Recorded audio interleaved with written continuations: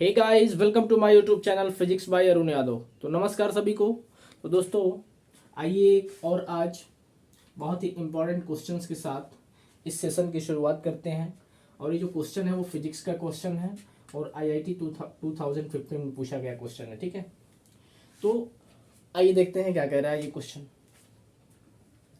Question ये कह रहा है कि in the given figure shows lines of constant potential in a region in which an electric field is present. The value of potentials are written at which of the points A, B and C is the magnitude of electric field is greatest or maximum. तो हमें आपको दिया हुआ है कि this is the lines of constant potential. ठीक है, इन विच इसके बीच में इलेक्ट्रिक फील्ड प्रेजेंट है।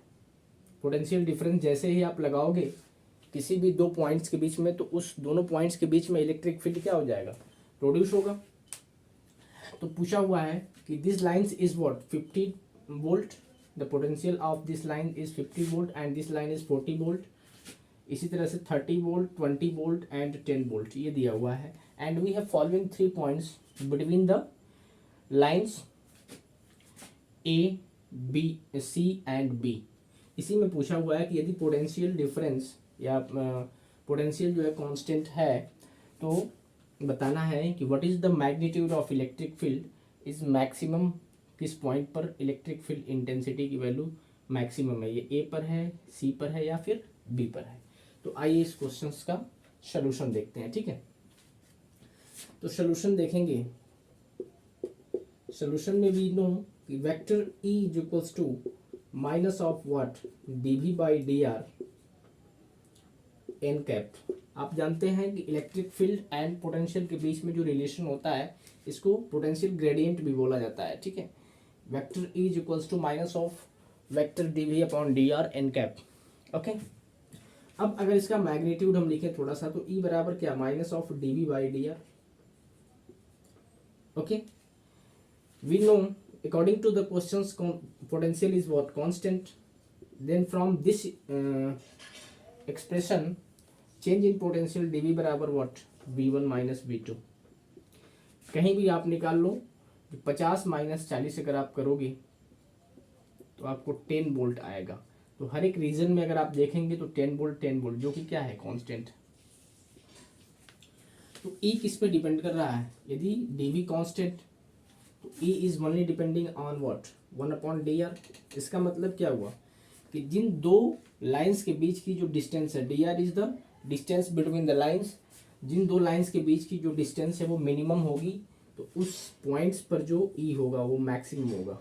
E is greatest if and only if D R is what, minimum. तो आपको कौन सा पॉइंट ऐसा दिख रहा है जहां पर जो डी आर है, मतलब डिस्टेंस बिटवीन लाइन्स है, वो क्या है, मिनिमम है।